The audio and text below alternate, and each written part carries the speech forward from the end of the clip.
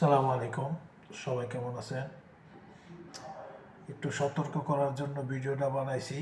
যারা জুমার নামাজ পড়তে যান তারা খুবই সাবধান, কারণ জুমার নামাজ যাওয়ার সময় যদি আপনার মসজিদ একটু দূরে থাকে, তাহলে যখন আপনার হাইটা যান তখন অনেক সময় অনেক লোক আপনাকে গাড়িতে দেয়, মানে লিফট দেয়, মানে চল ধরে নামাই দেয়। তো ওই টাইমে একটু সাবধানতা অবলম্বন করবেন। আমার সাথে ঘটে যাওয়ার একটা ঘটনা আমি আপনাকে কইতাছি। আমি রিয়াদ XG7-এ থাকতাম। শুক্রবার দিন সকালবেলা নামাজ পড়তে যাইতেছি।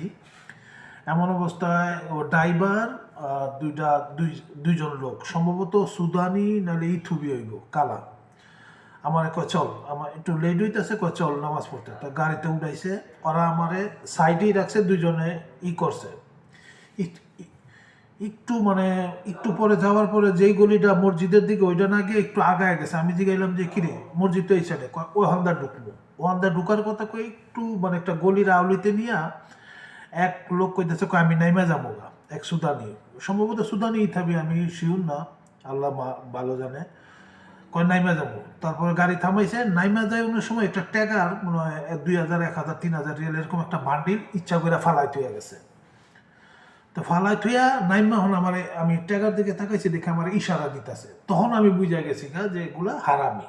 আমি যখনই টাকাটা লইতে যাবো, ইশারা দেবো, তখনই ওরা আমার ছিনতাইকার করে মানে আমার ফাঁসাইবো, হয়তো ট্যাগা মোবাইল যা কিছু আছে সব লইয়া দেবো। তাই এইটাই আপনাদের জানাই যে বিভিন্ন ধরনের প্রতারক বাইরে আছে।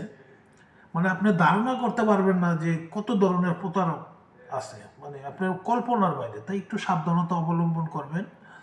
জুমার নামাজের পর যাওয়ার সময় দরকার পড়লে একটু হাইটা যাবেন, সমস্যা নেই। তারপরেও বিশেষ করে কারো গাড়িতে লিফট করবেন, যে কোনো সময় একটা দুর্ঘটনা ঘটতে পারে। ওকে, আসসালামু আলাইকুম। এটা আমার নিজের ঘটে যাওয়া, অল্পর জন্য আমি বাইচে গেছি। মানুষ কত খারাপ হইতে পারে বিশ্বাস করেন, মানে অবাক লাগে, কত নিচে নামতে পারে। আসসালামু আলাইকুম।